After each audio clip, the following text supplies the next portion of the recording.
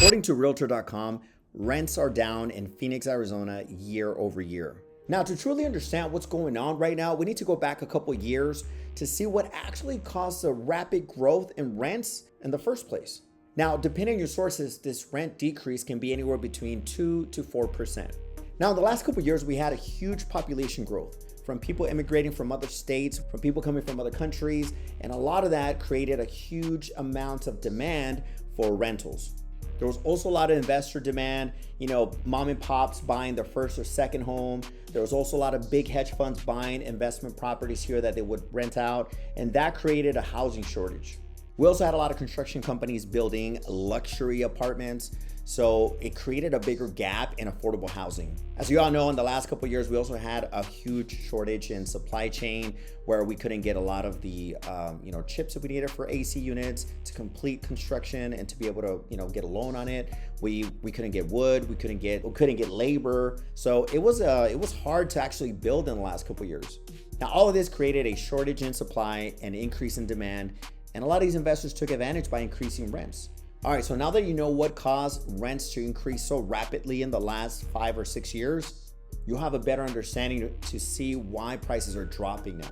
So what is causing rents to drop? Well, we had a construction boom because a lot of these companies noticed that rents were going up so much, so they needed to take advantage of it and build as much apartment units, luxury apartment units, so that they could make a profit. Also, in the last couple of years, our governor changed the rules so it could be a lot easier for people to build an ADU on the back of their house. This is an accessory dwelling unit. All of this creating an oversupply.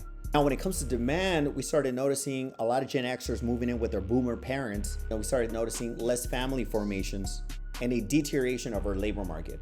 So we basically had the opposite effect than we did a few years ago. Now, this time we had an oversupply and a shortage in demand. Now, there's one last thing that is contributing to this oversupply that a lot of people are not really talking about, and that's people rage quitting. People that are listing their homes for 6 months to a year, not getting any offers or not getting the offers they want, so they rage quit the market because they feel that their house is worth a lot more than what the market's willing to pay.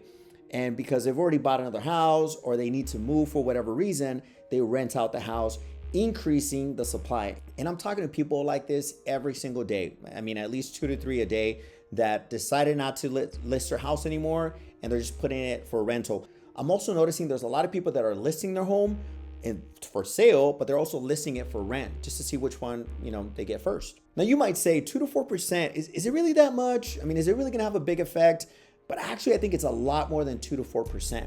Because a couple years ago, if you were trying to rent an apartment, you probably had to pay a premium to get that unit and to get it fast because there were so many other people looking to compete against you. So you had to be a person with great credit, great income. You had to make 3 times as much as your rental to be able to get that unit.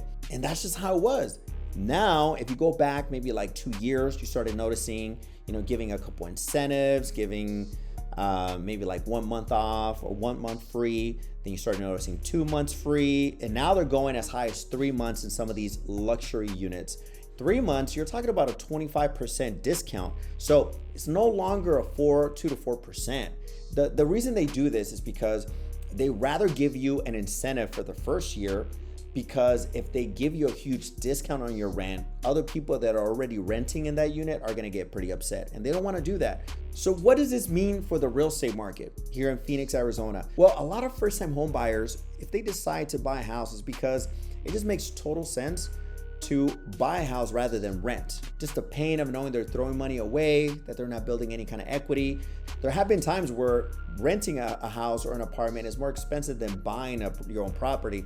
So a lot of people get motivated to just buy a unit and build equity. But when people see that rents are going down and mortgage payments are staying pretty high, that might motivate them to continue renting. So if first-time home buyers just decide to leave the market, which to be honest, we're already seeing that. But if it gets even worse than that, it can throw a whole monkey wrench into the whole process, because first-time home buyers will buy starter homes.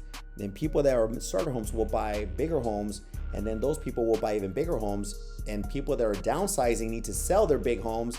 And if these people are not able to move because starter homes are not being purchased, they don't have funds to be able to buy the next house, and these people are not able to move to the big house, then these downsizers are not able to sell their house for top dollar either. So it can have that negative effect in the housing market. So if you're thinking about buying a house, I think this year there's going to be a lot of great opportunities. You need to be smart when you're making a decision, like, big decision, like taking on a financial responsibility of buying a house and having to take care of all the maintenance.